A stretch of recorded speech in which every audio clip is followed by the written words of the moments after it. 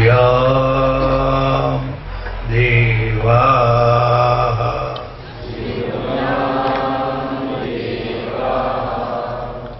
भद्रं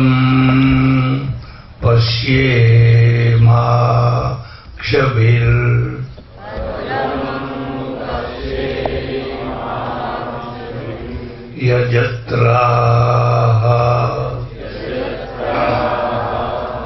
स्थिरैरङ्गैस्तुष्ट्वागुं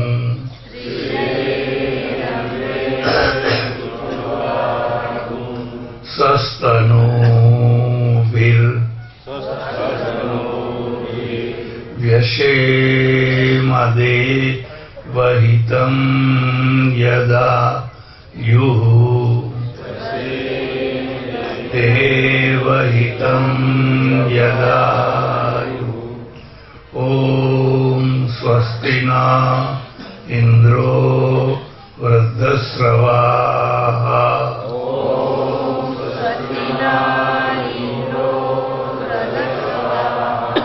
स्वस्ति नः पूषा विश्ववेदाः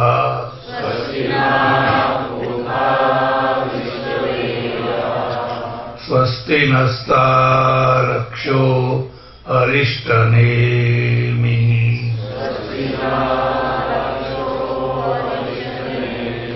स्वस्ति नो बृहस्पतिर्दधातु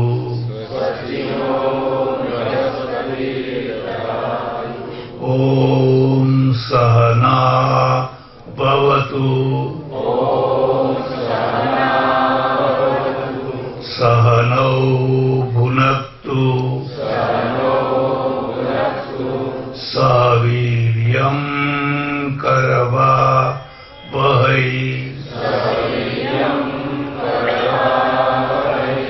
तेजस्विनावधीतमस्तु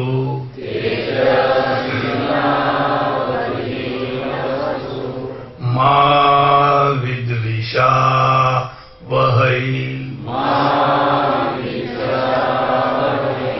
ॐ पूर्णमदः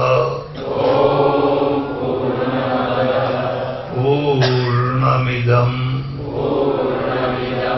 पूर्णात् पूर्णमुदच्यते पूर्णस्य पूर्णमादाय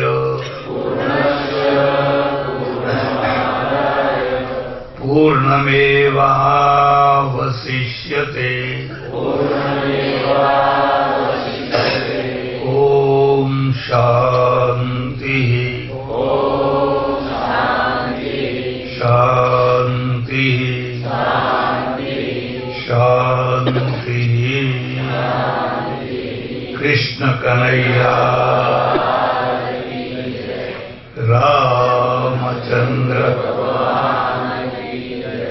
उमापति महादेव पवन सुत हनुमान सनातन सद्गुरु देव नमः पार्वती हर हर महादेव।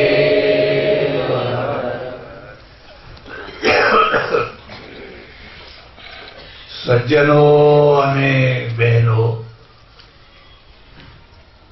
સ્વાધ્યાયનો પ્રસંગ ચાલી રહ્યો છે અને સ્વાધ્યાયના પ્રસંગમાં મહર્ષિ પતંજલિ દ્વારા રચાયેલા યોગ સૂત્ર એટલે યોગ દર્શન વિશે કંઈક ચર્ચા કરવામાં આવી રહી છે। ફરી ફરીને યાદ રાખજો, લગભગ બધા દર્શનો દુઃખોનો વિચાર કરે છે। વિચારણી વિષય છે દુઃખ। તો યોગ સૂત્રમાં દુઃખને ક્લેશ કહેવામાં આવે છે। દુઃખ એટલે ક્લેશ, અને ક્લેશ 5 છે। લખવા તો લખી લીધું। અવિદ્યા, અસ્મિતા, અવિદ્યા, અસ્મિતા, રાગ, દ્વેષ, અભિનિવેશ, આ 5 ક્લેશો છે. ક્લેશનો અર્થ થાય તમને સૂકવી નાખે એને ક્લેશ કહેવાય. ક્લિશ્યંતી ઇતિ ક્લેશા. 2 વસ્તુઓ છે. કેટલીક વસ્તુઓ તમને ખીલવે છે અને કેટલીક વસ્તુઓ તમને સૂકવે છે. માનો કે તમારા અંદર હર્ષ આવે, ખુશી આવે, આનંદ આવે તો તમે ખીલી ઉઠો. અને તમે જ્યારે ખીલી ઉઠો ત્યારે તમારા ચહેરા ઉપર એક પ્રકારની લાઈટ આવે, ખીલેલો ચહેરો. પણ કેટલીક વાર એવું બને કે તમે સાવ સુકાઈ જાઓ, ચહેરો ઝાંખો પડી જાય, ફિક્કો પડી જાય. તમારું બાળક જુઓ તો ચહેરો ખીલી ઉઠે, એનોય ખીલી ઉઠે ને તમારોય ખીલી ઉઠે. પણ અમુક માણસને જુઓ તો ચહેરો કરમાઈ જાય, ઝાંખો થઈ જાય, કરમાઈ જાય. એટલે જેનાથી તમારા જીવનમાં ક્લેશ આવે, સુકારો આવે, એને કહેવાય ક્લેશ. હવે ક્લેશ 5 છે, એની બધી બહુ લાંબી ચર્ચા નહીં કરીએ. પણ સૌથી પહેલામાં પહેલો ક્લેશ છે અવિદ્યા. અવિદ્યાનો અર્થ થાય છે ઊંધું જોવાય, ઊંધું અનુભવાય, એને કહેવાય અવિદ્યા. જે ઊંધું જેવાય અથવા ઊંધું દેખાય કે અનુભવાય એને કહેવાય અવિદ્યા. દાખલા તરીકે દુઃખમાં સુખ દેખાય છે, દુઃખ પણ લાગે છે સુખ. માનો કે તમે બીડી પીવો છો, તો બીડી પીવો છો તો બીડી એ સુખ છે કે દુઃખ છે? દુઃખ છે. છતાં એમાં સુખ લાગે છે. બીડી તો જોશે ને જોશે. અને બીડી મળે તો ખુશ થઈ જાય. હા, બીડી એટલે પછી આ બધા વસન સમજી લેવાના. આ તો મેં નિમિત્ત માત્ર કહ્યું છે. એમ જે દુઃખો છે, આખી દુનિયા જાણે છે કે આમાં દુઃખ છે, પણ એને દેખાય છે સુખ. અને સુખ દેખાય છે એટલે એના પાછળ દોડે છે. દુઃખમાં સુખની અનુભૂતિ, અજ્ઞાનમાં જ્ઞાનની અનુભૂતિ. આ અજ્ઞાન છે પણ એને દેખાય છે એમાં જ્ઞાન. શત્રુમાં મિત્રની અનુભૂતિ, છે દુશ્મન પણ તમને દેખાય છે મિત્ર. કઈ ચા પીવડાવે, કઈ નાસ્તો કરાવે, કઈ એને રાજી રાખે. હવે કામ કરે છે શત્રુનું, દુશ્મનનું, પણ લાગે છે તમને મિત્ર જેવો. એટલે ઊંધું દેખાય એનું નામ કહેવાય અવિદ્યા. માણસને અવિદ્યાનો નશો ચડતો હોય છે, યાદ રાખજો. જયારે નશો ચડે પછી તમે નશો ના ઉતરે ત્યાં સુધી એને સમજાવી ન શકો. નશો ઉતરે પછી તમે સમજાવી શકો, પણ નશો ચડ્યો હોય ત્યાં સુધી તમે એને સમજાવી શકો. બીજું એક યાદ રાખજો, આમાં કેટલીક અવિદ્યાઓ એવી હોય છે તમે એને છોડી ન શકો. પકડી તો શકો પણ છોડી ન શકો. તમારામાં ગમે એટલું ડાપણ હોય, સમજણ હોય, પણ છતાં તમે એને છોડી ન શકો. મારે ત્યાં એક સાધુ આવેલા ઘણા વર્ષો પહેલા, બહુ જ્ઞાની એટલે બહુ જ્ઞાની.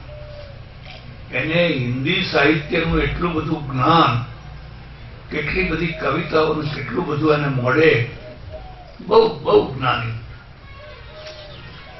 પણ સાંજ પડે એટલે પછી મને કે હવે હું જરા ફરી આવું. એટલે ફરવા જાય. બીજા દિવસે આવે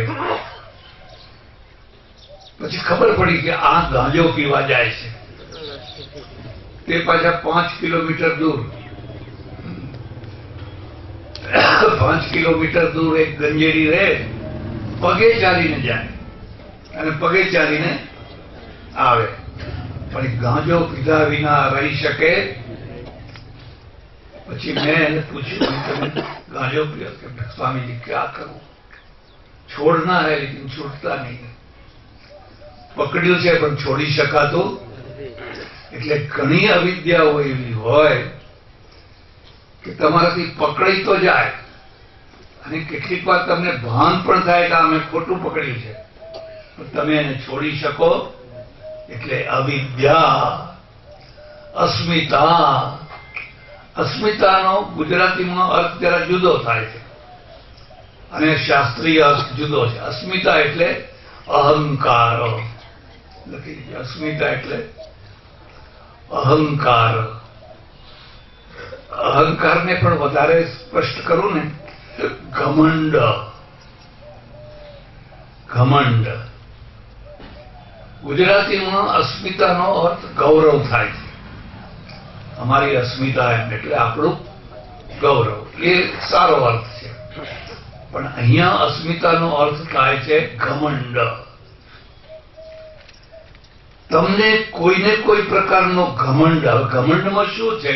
એ પણ નશો કરે, એ પણ નશો કરે. પૈસાનો ઘમંડ હોય, જુવાનીનો ઘમંડ હોય, રૂપનો ઘમંડ હોય, તમારી જ્ઞાતિનો. અમે પેલી જ્ઞાતિના છીએ. ભારતમાં જેટલી જ્ઞાતિઓ છે એ બધી જ્ઞાતિઓ પોતાનાથી કોઈને ને કોઈને નીચા માને છે. કોઈ જ્ઞાતિ એવી નહીં હોય જે એમ કે સૌથી નીચી અમે જ્ઞાતિ છીએ, એવું કોઈ નહીં કે. મારે ત્યાં એક ભંગી આવે, રત્નો, બાજુના ગામનો રત્નો આવે, એટલે મેં કહ્યું કે તમે તો હરિજન એટલે ભંગી કહેવો? કે હા.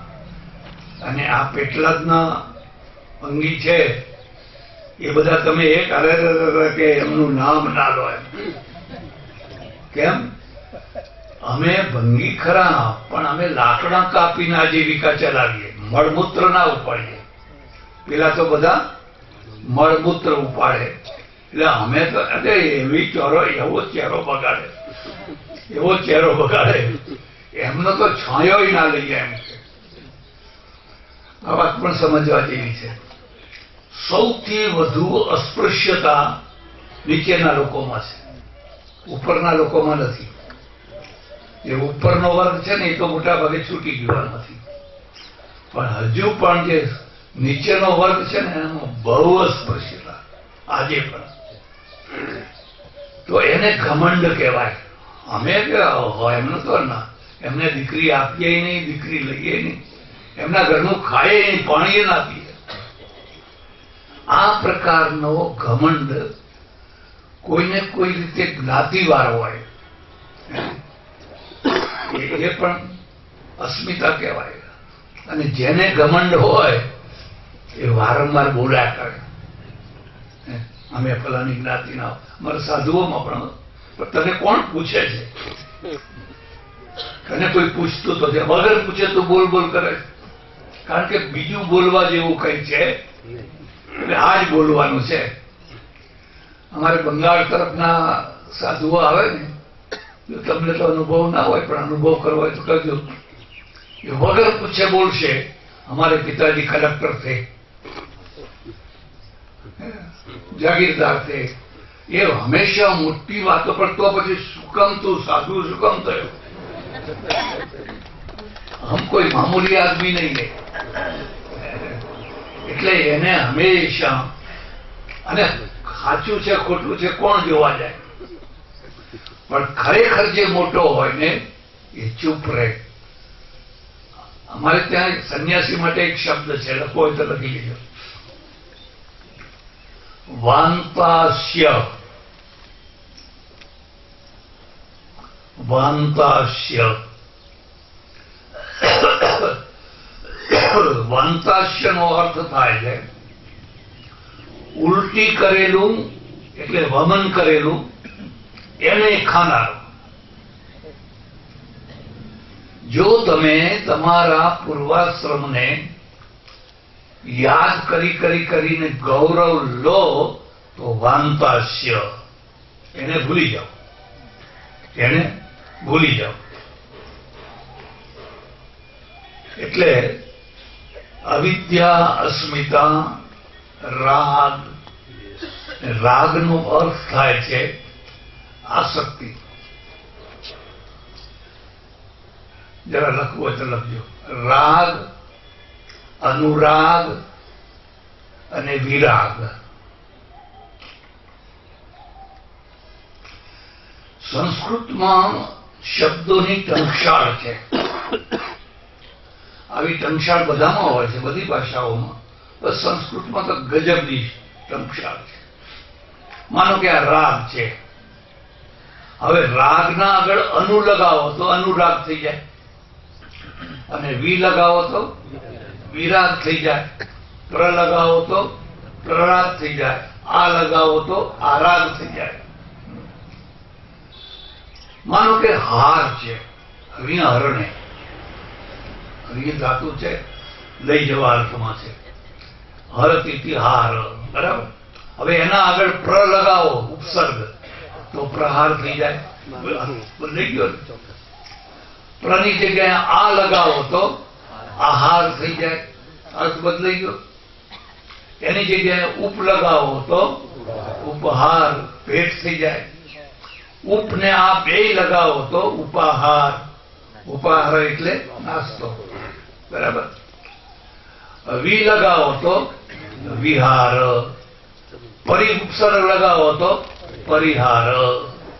હવે એક જ હાર શબ્દ છે, જુદા જુદા ઉપસર્ગો લગાવતા જાઓ, એના જુદા જુદા અર્થો થતા જાય. આ ઉપસર્ગની ટંકશાળ છે. એમ રાગ શબ્દનો અર્થ થાય છે આસક્તિ. કોઈ વસ્તુમાં ચોંટી જવું, એની સાથે સજ્જડ ચોંટી જવું, એનું નામ છે રાગ. અનુરાગનો અર્થ શું થાય છે? એમાં જે તેમાં ચોંટેલા હતા એમાંથી ઉખડીને બીજામાં ચોંટવું. અનુ એટલે પાછળ, એને કહેવાય અનુરાગ. તો માનો કે ભગવાનમાં તમને અનુરાગ થયો.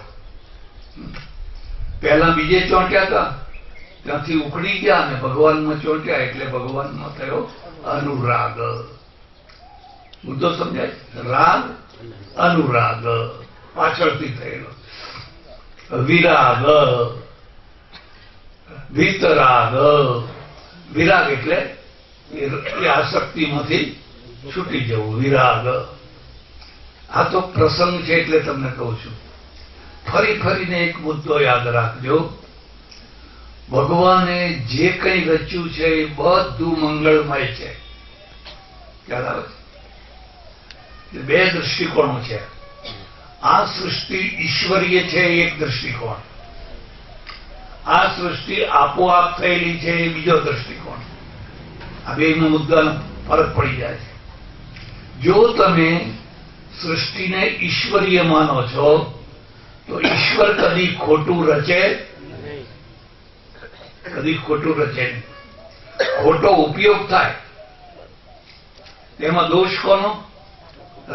ઉપયોગ કરનારનો, વસ્તુનો દોષ નહીં. ઝેર જે કહે છે ને, ઝેર, એ ઝેર પણ મંગલ છે. સર્પના ઝેરમાંથી કેટલી કેટલી દવાઓ થાય છે. બધું મંગળ છે, કશું ખોટું નથી રચ્યું, માત્ર એનો ખોટો ઉપયોગ છે. આ ઈશ્વરીય સૃષ્ટિ. જે લોકો ઈશ્વરીય સૃષ્ટિ નથી માનતા, આપોઆપ થયેલી માને છે, એ શું કહે છે કે આ ખરાબ છે, આ ખરાબ છે, આ ખરાબ છે, આ ખરાબ છે. માટે એને છોડો. જે ખરાબ છે એને છોડો. ઈશ્વરીય સૃષ્ટિમાં શું છે? છોડવાનું નહીં, સુધારો. બેનો ફરક નહીં. તમારા ઘરમાં તલવાર છે, તલવાર છોડો, એક પક્ષ. છોડવાની નહીં, સુધારો. તલવારને રાખો, પણ જો કોઈ ગુંડો કે ડાકુ આવે તો એનો ઉપયોગ તો એ મંગળ છે. બેયમાં ફરક. પેલા કે છે છોડો, આ કે છે સુધારો. હવે છોડો પક્ષમાં શું થાય? માનો કે તમે વીતરાગ છો, ખ્યાલ આવે છે? માનો કે વિરાગ એટલે વીતરાગ. તમે વીતરાગ છો તો શું કરશો? પત્નીને છોડો, દુકાન હોય તો દુકાનને છોડો, ઘરબાર હોય તો ઘરબારને છોડો. જેમાં જેમાં તમને રાગ છે એ બધી વસ્તુઓને છોડો. એટલે આ વિતરાગ પરંપરામાં ત્યાગ આવ્યો. ત્યાગ પણ પાછો સ્થૂળ ત્યાગ આવ્યો. ઈશ્વરી સૃષ્ટિમાં શું છે? છોડો નહીં, સુધારો. રાગ પણ મંગળ છે, રાગ પણ જરૂરી છે. માના સમજમાં આવશે? માનો કે તમારી પત્ની છે, તમારા બાળકો છે, તમે છો. હવે રાગ છે તો જીવન છે, અને રાગ ના હોય તો જીવન હોય? તમે 5 વાગે ઘરે આવો છો, આજે 5:30 વાગ્યા, 6 વાગ્યા, ઊંચી નીચી થાય છે. ક્યાં ગયા, શું થયું, શું થયું, ફોન કરો, આમ કરો, તેમ કરો. અને 6 વાગે તમને મોડા મોડા આવતા જુએ છે, બહારને આવીને ઉભી રહે છે, કેમ આટલી બધી વાર કરી? તો તમને સારું લાગે કે ના સારું લાગે? હવે 5 વાગે આવો તો એ વાહવા, 6 વાગે આવો તો એ વાહવા, અને ના આવો તો આપણે જમીન હોઈ જવાનું. તો આવી વિતરાગ થઈ જાય એ પત્ની ગમે ખરી?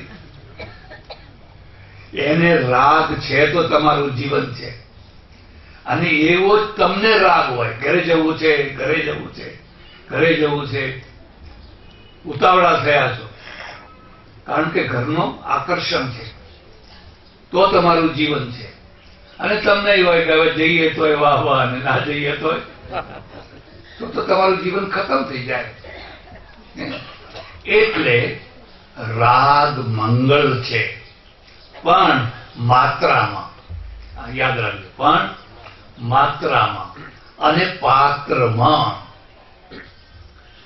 રામને સીતાજીમાં રાગ છે ને? અરે એટલો રાગ, એટલો રે રે સીતે કેન નીતે દશરથ તનય વ્યાકુલાત્મા રે રે વૃક્ષા.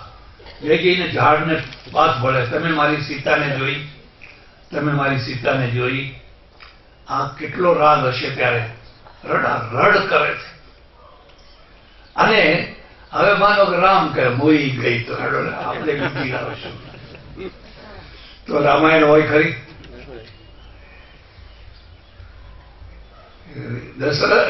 રામને તો એટલો બધો રાગ છે, લંકા બાળી નાખું, સીતાને નહીં છોડું, નહીં છોડું, તે નહીં છોડું. બેની તુલના કરો.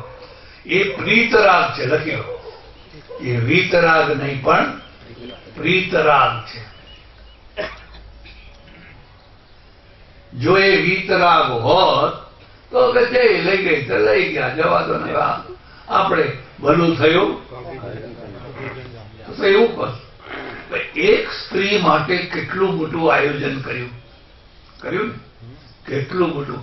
વાનર સેના ભેગી કરી, આ કર્યું, તે કર્યું, સમુદ્ર પાર કર્યો, અને લંકાને રોડી નાખી, માત્ર એક સ્ત્રી માટે. આને કહેવાય રાગ, પ્રીત રાગ. આ ઋષિ માર્ગ અને શ્રવણ માર્ગનો ભેદ સમજો. આપણે વીતરાગ ઉપર ભાર નથી મૂકતા. વીતરાગ ઉપર જો તમે ભાર મૂકો તો ત્યાગ પ્રધાન થઈ જાઓ. આપણે પ્રીતરાગ ઉપર ભાર મૂકીએ છીએ. હવે એ જ રામ જયારે શૂર્પણખા સામે આવે છે, તો શૂર્પણખાને સામું નથી જોતા, એનો નાક કાન કપાવી નાખે છે. જે રામને સીતાજી ઉપર અઢળક પ્રેમ છે, એ જ રામને શૂર્પણખા ઉપર જરાય લેવા દેવા નથી. પણ રાવણને જુઓ, રાવણને મંદોદરીમાં રાગ હોય એ બરાબર છે, પણ એને સીતામાંય રાગ છે. મારે સીતા જોઈએ, સીતા જોઈએ, સીતા જોઈએ, ગમે એમ કરીને એને મનાવો. તો આને શું કહેવાય? આને નુકસાનકારક રાગ કહેવાય. ખોટા પાત્રમાં ખોટી જગ્યાએ વિનાશકારી થઈ ગયો. એટલે યોગ્ય પાત્રમાં યોગ્ય માત્રામાં તમને રાગ રહે એ જરૂરી છે. આવા તો કેટલાય ઉદાહરણ આપો. જે રામને અયોધ્યા આટલી બધી વાલી હતી ને, મારી અયોધ્યા, મારી અયોધ્યા, મારી અયોધ્યા, એ અયોધ્યાને છોડીને ચાલતા થઈ ગયા. પિતાએ પૂજા વનમાં જા, તથાપિ મામલેન મુખાંબુજશ્રી રઘુનંદનસ્ય, એ અયોધ્યાને છોડીને ચાલતા થઈ ગયા. પાછું વાળીને જોયું પણ નહીં. આ વિતરાગ છે. અહીંયા એને ત્યાગ કરવો કલ્યાણકારી છે. એટલે કર્તવ્ય છે એ પ્રધાન છે. ઋષિ માર્ગમાં સર્વોચ્ચ કેન્દ્રમાં કર્તવ્ય છે. કર્તવ્ય પાલન કરવા માટે ત્યાગ કરવો પડતો હોય તો કરવાનો, પણ કર્તવ્ય મુખ્ય પ્રધાન છે. એટલે રાગ, અનુરાગ, વિરાગ, વીતરાગ જુદા જુદા અર્થો છે. પછી દ્વેષ. દ્વેષનો અર્થ થાય છે ઘૃણા, નફરત. અવિદ્યા, અસ્મિતા, રાગ, દ્વેષ. તો ઈશ્વરી સૃષ્ટિમાં દ્વેષ પણ જરૂરી છે. દ્વેષ પણ જરૂરી છે. બધાના ગળે નહીં ઉતરેવા. માનો કે તમને દારૂના પ્રત્યે ઘૃણા છે, તો તમારું રક્ષણ થશે. થશે કે નહીં? લઈ જાઓ, લઈ જાઓ, લઈ જાઓ. એ ઘૃણા તમારું રક્ષણ કરશે.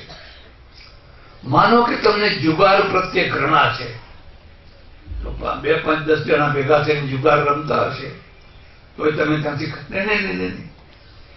માનો કે તમને અફીણ પ્રત્યે ઘૃણા છે, તો તમે બચી જશો. જે જે વસ્તુ પ્રત્યે ઘૃણા હોવી જોઈએ એ ઘૃણા મંગલદાયી છે. બધી જ ઘૃણા બંધ ના કરાય. અને એ બચપણથી સંસ્કાર અપાય. એટલે બહેનો છે ને, એ છોકરું છે સંડાસ ગયું હોય પછી એને અડવા જાય, છી છી છી છી. હવે બાળકને તો ખબર નથી કે આને અડાય કે ના અડાય, પણ માં એને છી છી છી. એ છી છી છી એના મગજમાં બેસી જાય છે ને, એના પ્રત્યે ઘૃણા કરતું. એમ માતા બચપણથી પાપ કહેવાય, પાપ કહેવાય, પાપ કહેવાય, એ સંસ્કાર છે. આ ના કરાય, પાપ લાગે, પાપ લાગે. બાળક કદી પૂછતું નથી પાપ કેમ લાગે. છોકરા કેવા રમતિયાર હોય, નાના મોટા જંતુઓ ચોમાસામાં ફરતા હોય, એને મારવા ના મરાય, પાપ લાગે, પાપ લાગે. એ કદી દલીલ નથી કરતું કેમ પાપ લાગે, પણ એ જે એને સંસ્કાર પડે છે એ સંસ્કાર એનું રક્ષણ કરે છે. એ સંસ્કાર એનું રક્ષણ કરે છે.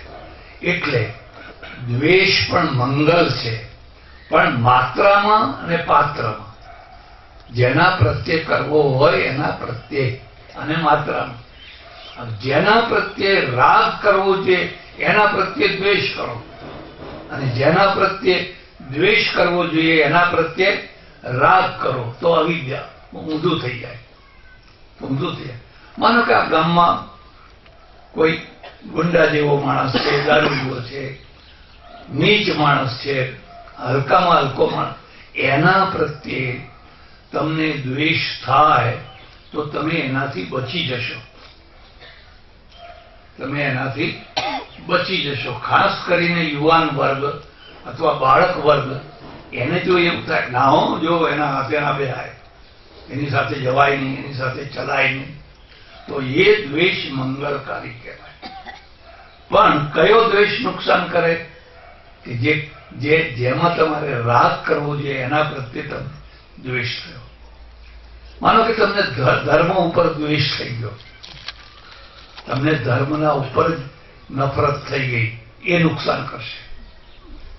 તમને કોઈ સંત ઉપર, સજ્જન ઉપર, મહાપુરુષ ઉપર દ્વેષ થઈ ગયો એ તમને નુકસાન કરશે. જ્યાં ન કરવો જોઈએ ત્યાં કરો છો તો એ તમને નુકસાન કરશે. એટલે અવિદ્યા, અસ્મિતા, રાગ, દ્વેષ અને અભિનિવેશ. અભિનિવેશને સમજવામાં જરા તકલીફ પડશે. આમ મૂળમાં તો અભિનિવેશનો સામાન્ય અર્થ થાય છે ઈગો. ઈગો પણ એ ઈગો પણ બરાબર પૂરો અર્થ નથી. ભાષાઓમાં પ્રત્યેક શબ્દનો પ્રત્યેક સાચો અનુવાદ નથી થતો હોતો, ખાલી ભાવ બતાવવામાં આવતો હોય છે. કેટલાક શબ્દોનો તો અનુવાદ જ નથી હોતો. પણ અભિનિવેશનો અર્થ છે એવો જ એક આપણા ત્યાં ષડરીપુમાં મત્સર છે. કામ, ક્રોધ, લોભ, મદ, મોહ અને મત્સર. હવે કામ, ક્રોધ, મદ અને મત્સર, તો મદનો અર્થ છે અભિમાન અને મત્સરનો અર્થ છે અભિમાન. પણ બેમાં ફરક છે, બંનેમાં ફરક છે. મત્સરનો અર્થ શું થાય છે કે તમને વારંવારની જે સફળતા મળે ને એ સફળતાનો નશો ચલે. માનો કે તમે દાન પુણ્ય કરો છો, માનો કે તમે ભજન કરો છો, ભક્તિ કરો છો, તમારું ગળું સારું છે, તમારા ભજન લોકો ખૂબ પ્રેમથી સાંભળે છે, એનું તમને મત્સર થાય. બોલવામાં બોલો ભગવાનની કૃપા હો ભગવાન એમ બોલવામાં, પણ અંદરથી તમને મત્સર થાય. એટલે આપણે ત્યાં એક બહુ બહુ સારા સંત થયા, એનું નામ છે અખો, અક્ષય ચંદ્ર સોની હતા. અને અખાને જે વૈરાગ્ય થયો ને એ પણ સમજવા જેવો. અખાએ એક ધર્મની બેન કરેલી.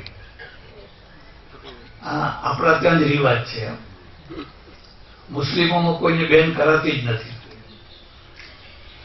આપણે ત્યાં બેન ના હોય તો કોઈ સ્ત્રીને ધર્મની બેન કરે, અને ધર્મની બેન સગી બેન કરતા વધારે. હવે ધર્મની બેન બિચારી વિધવા થયેલી, એના છોકરાના છોકરીના લગ્ન, 10-15 તોલા સોનું હતું ઘરમાં, એ અખાને આપ્યું અને કહ્યું તું આમાંથી મારી દીકરીના દાગીના કરી આપજે. તો કે હા ભલે.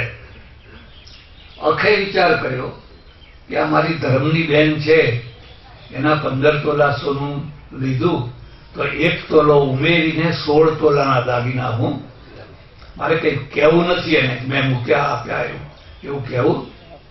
એને 16 તોલાના દાગીના કરીને આપ્યા. પેલી બહેનના મનમાં તો હોની તો કોઈને ના છોડે.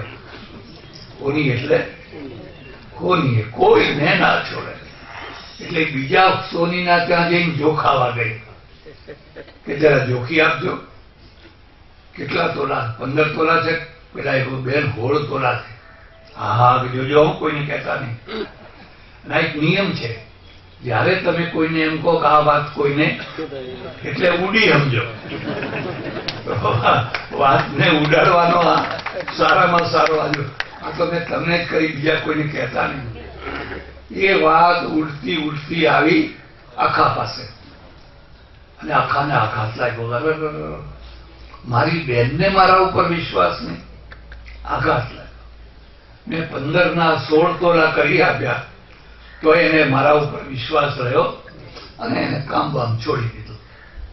એક ખાસ વાત યાદ રાખજો, તમારા અંદર જયારે કોઈ અદ્વિતીય શક્તિ હોય છે અને ભગવાન એને ખીલવવા માંગે છે તો તમારી જૂની ટ્રેકથી તમને ફેંકી દે છે.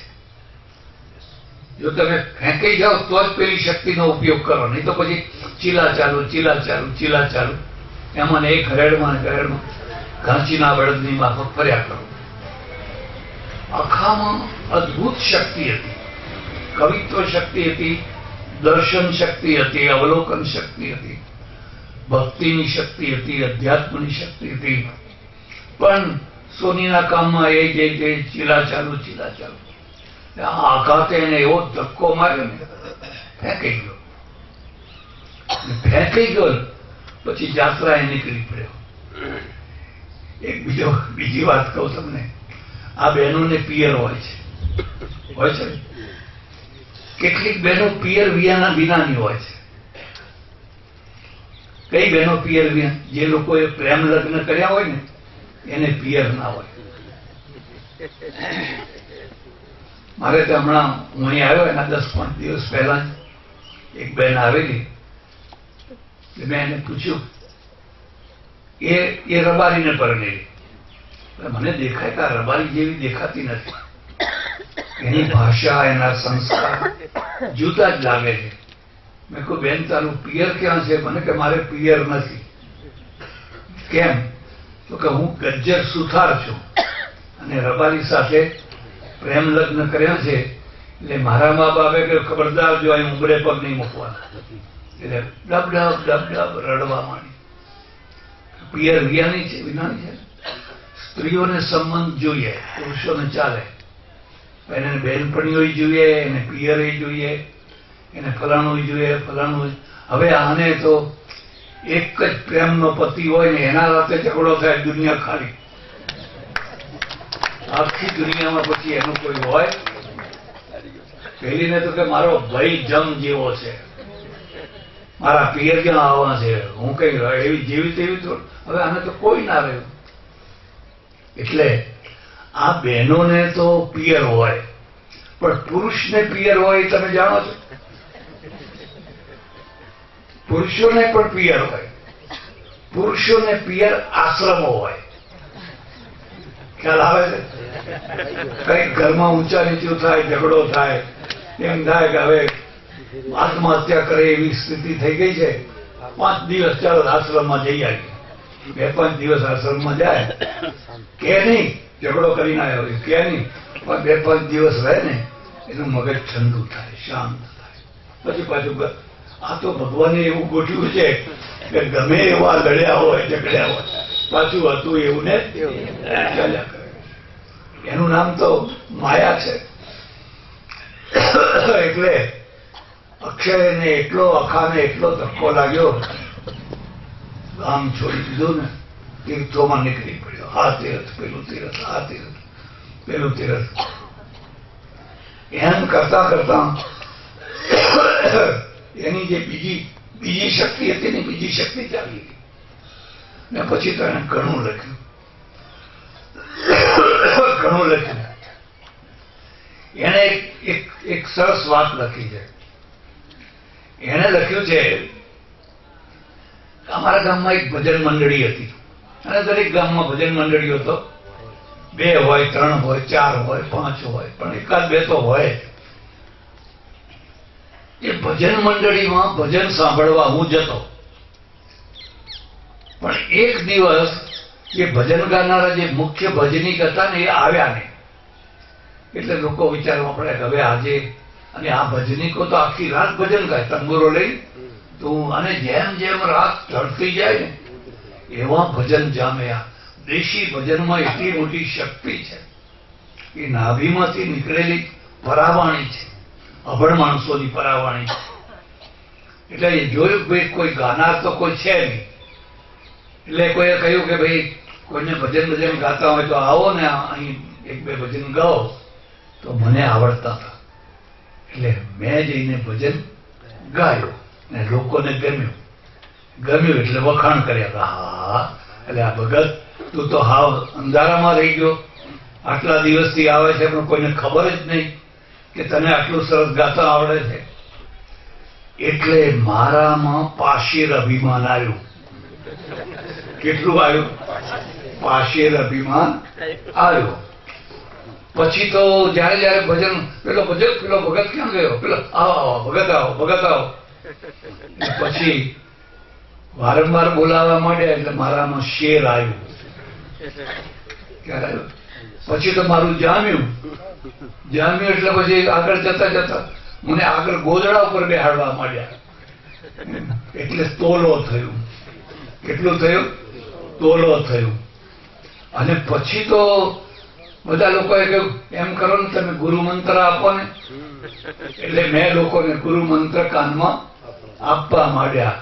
તોલામાંથી મણમાં ગયું અને પછી મારામાં જે અભિમાન હતું એ પૂરેપૂરું મણ જેટલું આવી ગયું.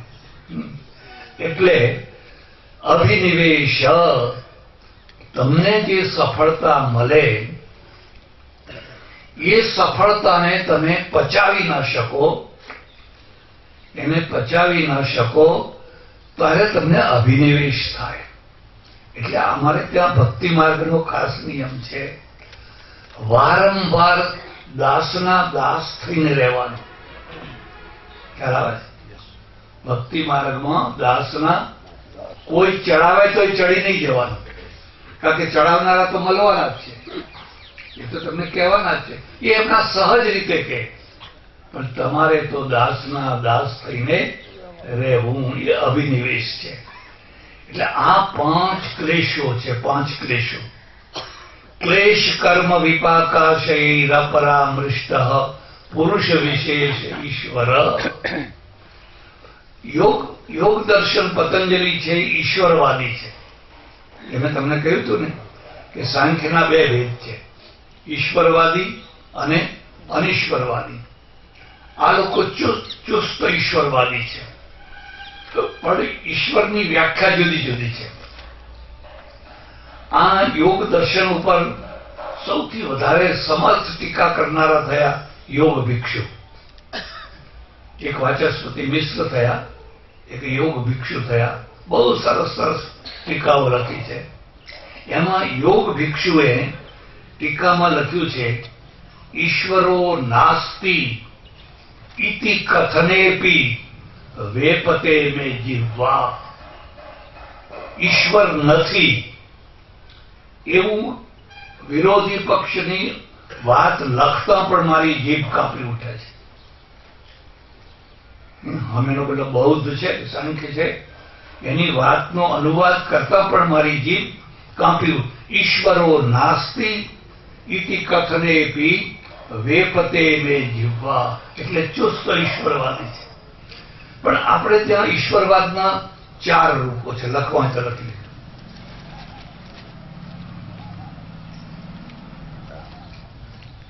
એક સાંખ્યના ઈશ્વર, 2 નૈયાયિકોના ઈશ્વર,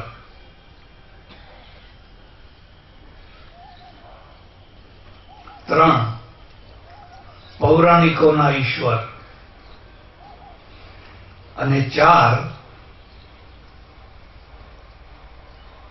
ભક્તિ માર્ગ આચાર્યોના ઈશ્વર. આ 4ને જરા ધ્યાનથી સમજવા જેવા છે. પતંજલિને પૂછ્યું કે તમે ઈશ્વર કોને કહો છો?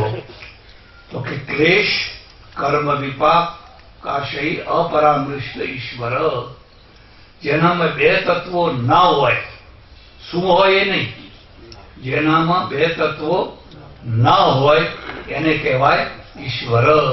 એક તો ક્લેશ ના હોય, તો જીવાત્માને ક્લેશ થાય, પરમાત્માને ક્લેશ થાય. પરમાત્માને કઈ રાગ દ્વેષ અવિદ્યા અસ્મિ એ બધું કશું ના થાય. એટલે જેનામાં ક્લેશ ના હોય અને કર્મ વિપાક ના હોય. કર્મ વિપાક એટલે શું? કર્મ કરો તો એનું ફળ મળે. ફળ મળવું વિપાક છે. તો પરમેશ્વર કર્મ કરે એનું ફળ એને મળે ખરું?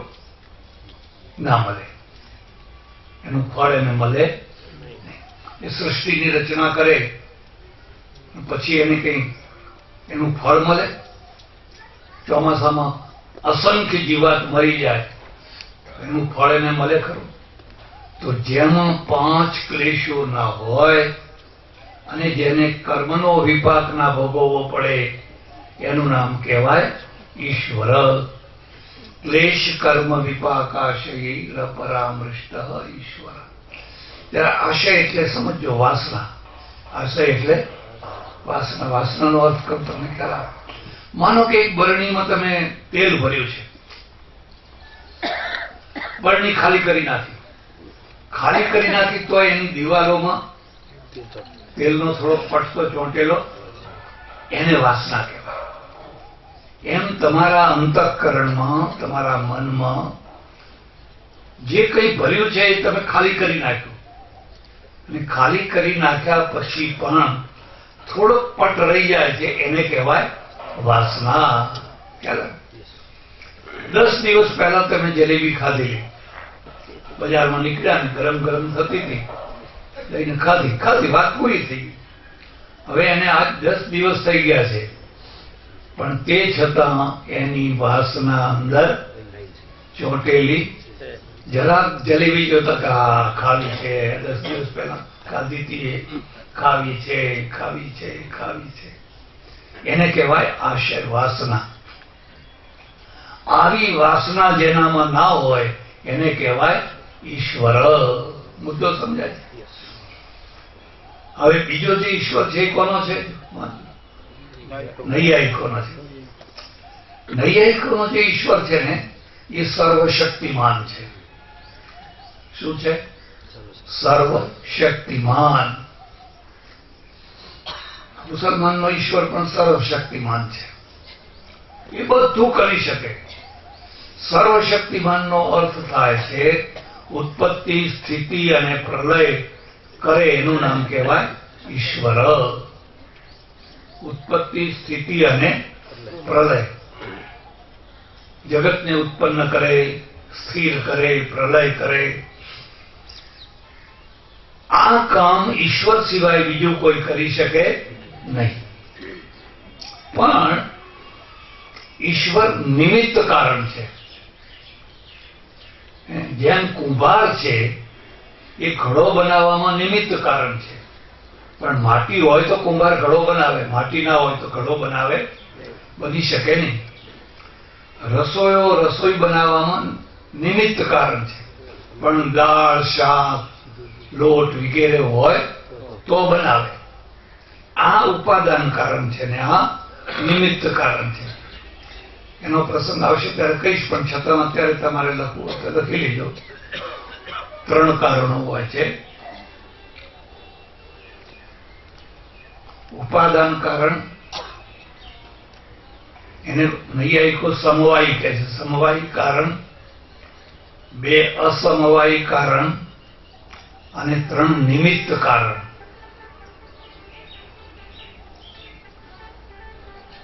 માટી છે એ ઉપાદાન છે, સમવાયી છે. એના 2 ફાળકા છે, એને જોડવું એ અસમવાયી છે. અને કુંભાર છે એ નિમિત્ત છે. એટલો કુંભાર નહીં, ચાકડો જોઈએ, દંડ જોઈએ, એ બધા જે સાધનો જોઈએ એ બધા એમાં નિમિત્ત છે. એટલે નૈયાયિકો શું માને છે કે પરમેશ્વર સર્વશક્તિમાન છે પણ નિમિત્ત કારણ છે. ખ્યાલ આવે છે? વલ્લભાચાર્ય અને મુસ્લિમો આ બે શું માને છે કે જો ઈશ્વરને કુંભારની માફક માટીની જરૂર પડે, માટી વિના ઘડો બને, તો ઈશ્વર એટલો પરાધીન થયો. ખ્યાલ આવે છે? ઈશ્વર એટલો પરાધીન થયો એટલે એને ઉપાદાન કારણની પણ જરૂર નથી. મુસ્લિમો એમ કે કુન એટલે સૃષ્ટિ થઈ ગઈ. શામાંથી થઈ, કેવી રીતે, એ માથાકૂટમાં ના પડો. એને બહુ સરસ, પણ થઈ ગઈ સમજી લો. પણ એને માત્ર કહ્યું કુન એટલે સૃષ્ટિ થઈ ગઈ. એમ વલ્લભાચાર્ય કહે છે કે પરમેશ્વરને સૃષ્ટિ રચનામાં કોઈ ઉપાદાન કારણની જરૂર પડતી તો સર્વસમર્થ છે. સર્વસમર્થ છે એટલે સંકલ્પ કરે, સંકલ્પ માત્રથી થઈ જાય છે. એટલે નિમિત્ત પણ પોતે છે અને ઉપાદાન પણ પોતે છે. આવું કહે છે. ત્રીજું કોણ આવ્યું? પૌરાણિક આવ્યા. પૌરાણિક લોકો શું કહે છે? પરમેશ્વર સર્વસમર્થ છે, સર્વસમર્થ છે, પણ એની લીલા છે. લોકવત્તુ લીલા કૈવલ્યમ બ્રહ્મસૂત્રમાં એક સૂત્ર છે. અને એના પછી જે ભક્તિ માર્ગના આચાર્યો થયા એમણે ઈશ્વરની વ્યાખ્યા લખવી હોય તો લખી લો. કર્તુમ અકર્તુમ અન્યથા કર્તુમ સમર્થ ઈશ્વર. કર્તુમ અકર્તુમ અન્યથા કર્તુમ સમર્થ ઈશ્વર. એને ઈશ્વરની અમાપ શક્તિ વાળો બતાવ્યું. માનો કે આ થેલો છે, અહીંથી અહીં હું મૂકું, એને કરતું. હવે આને નથી મૂકવો તો ના મૂકવો હોય તો ના મૂકવું, અકર્તું. અન્યથા કરતું, એને અહીં મૂકવું હોય તો અહીં પણ મૂકી શકું. કરતું અકર્તું અન્યથા કરતું. આપણે આ ત્રણનું સમર્થ છીએ. માનો કે તમે છો, હવે તમે રોટલી બનાવી શકો, પણ તમે હાર્ટને ધબકારા ચાલુ રાખી શકો, ધબકારા બંધ કરી શકો, નાડીને બંધ કરી શકો? ના કરી શકો. ત્યારે તમે આ જે શરીરની રચના છે એને અન્યથા કરી શકો? માનો કે કાન બે અહીંયા છે, એની જગ્યાએ અહીં મૂકી દો, મૂકી શકાય? આપણી લિમિટ છે, આપણા સામર્થ્યની લિમિટ છે. પેલાની કોઈ લિમિટ નથી, બધું કરી શકે. એક માણસે મને પ્રશ્ન પૂછ્યો, મને કે ભગવાન પોતાના ખભા ઉપર બેસી શકે? વિચાર કરો, પોતાના ખભા ઉપર ભગવાન બેસી શકે? મેં કોઈ બેસી શકે? તમે નથી બેસી શકતા એટલે એ ગજ ભગવાન આગળ ના લઈ જવાય. તમે નથી બેસી શકતા એટલે તમે એમ સમજો કે હું ના કરી શકું એ ભગવાન પણ ના કરી શકે, એ ખોટી વાત છે. તમારો ગજ ભગવાન આગળ ચાલે. હું અમૃતસરમાં રહું, પંજાબનું અમૃતસર છે ને, ત્યાં આર્ય સમાજના એક પંડિતજી, બહુ સજ્જન માણસ, બહુ સારા માણસ, એની સાથે શાસ્ત્રાર્થ જેવું થયું. રોજ કલાક બેસીએ, કલાક શાસ્ત્રાર્થ કરીએ. હવે એમનો પક્ષ હતો કે ઈશ્વર અવતાર લેતો નથી. બરાબર છે, ઈશ્વર અવતાર લેતો, એને શું જરૂર? રાવણને મારવો હોય તો એ તો વગર અવતાર એમાં, અને જન્મ એ તો મરવાનો જ છે ને. કંસે મરવાનો, રાવણે મરવા, એના માટે કઈ અવતાર લેવાની થોડી જરૂર છે. અને મારો પક્ષ હતો કે ઈશ્વર અવતાર લે છે. એટલે અમારા શાસ્ત્રાર્થમાં મુદ્દો આવ્યો. મેં એમને કહ્યું, જો તમારો ઈશ્વર અવતાર ના લેતો હોય, ના લઈ શકતો હોય, તો તમે એને સર્વશક્તિમાન કહી શકો નહીં. તમે એને સર્વશક્તિમાન, કારણ કે એટલી શક્તિ એનામાં ઓછી છે.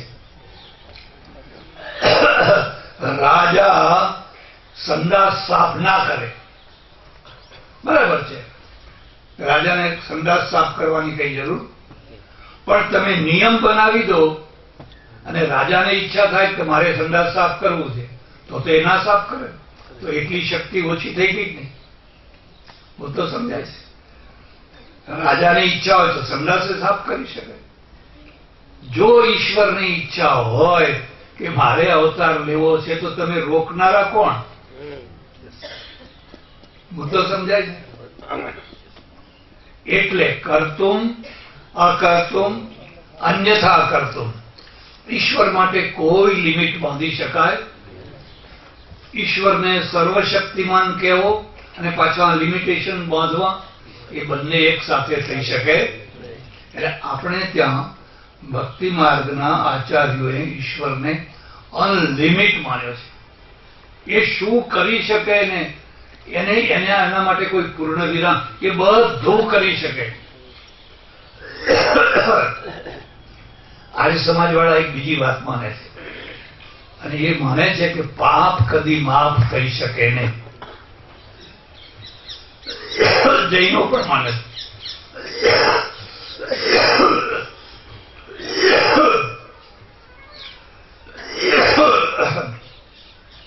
પણ જૈનો શું માને છે? એને નિર્જરા કરી શકાય.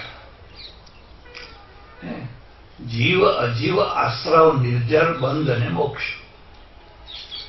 આશ્રવ એટલે શું? તમે જે નૌકામાં નદી તરી રહ્યા છો એને કાણા પડ્યા છે, જળ ભરાય છે, એટલે એને આશ્રવ કહેવાય. અંદર આવી રહ્યું છે બધું. હવે વાટકો લઈને એને ઉલેચીને બહાર પાણી ફેંકી દો, એને કહેવાય નિર્જરા.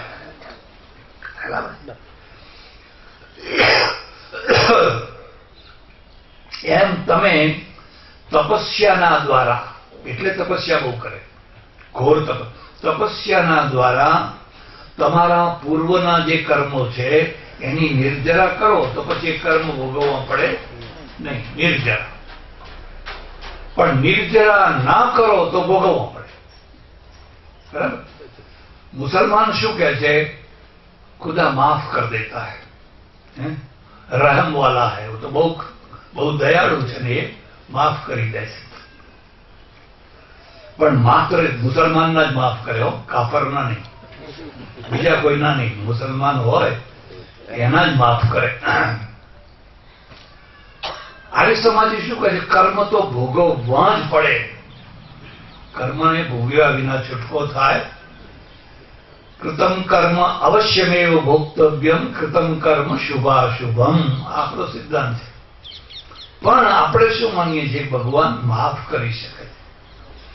ઓ કરુણા ના કરનારા, તારી કરુણાનો કોઈ પાર નથી. ઓ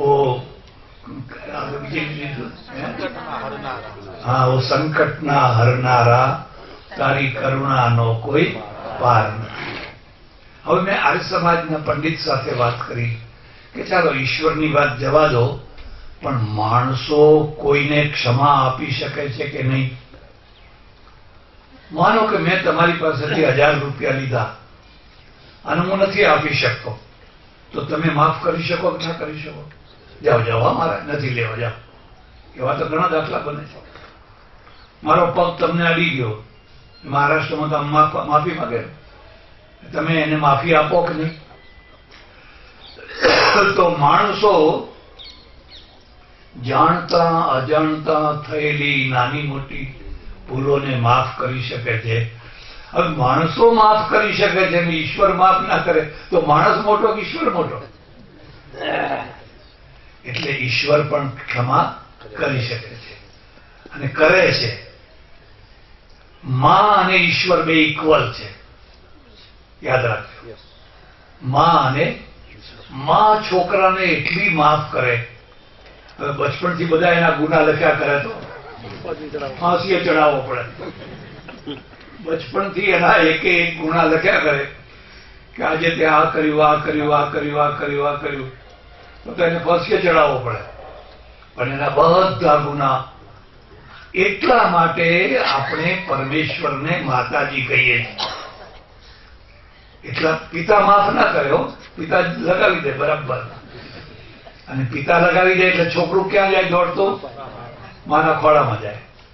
અને એ ગમે એટલો ગુનો કરીને આવ્યો હોય ને તો એ છોકરાને લઈ લે, અડશો નહીં મારા છોકરાને, આગળ, તો એ છોકરાને બચાવી લે. એટલે આપણે પરમેશ્વરને નારી રૂપમાં માતાજી તરીકે, અંબાજી તરીકે પૂજીએ છીએ. કુપુત્રો જાયેત ક્વચિદપી કુમાતા ન ભવતી. એટલે આ રીતે ક્લેશ કર્મ વિપાકાશયૈર પરામૃષ્ટ પુરુષ વિશેષ ઈશ્વર, આ યોગવાળા પતંજલિ ઋષિનો ઈશ્વર છે. ઓમ પૂર્ણમદ પૂર્ણમિદમ પૂર્ણાત પૂર્ણમુદચ્યતે પૂર્ણસ્ય પૂર્ણમાદાય પૂર્ણમેવાવશિષ્યતે. ઓમ શાંતિ શાંતિ શાંતિ. સદ્ગુરુ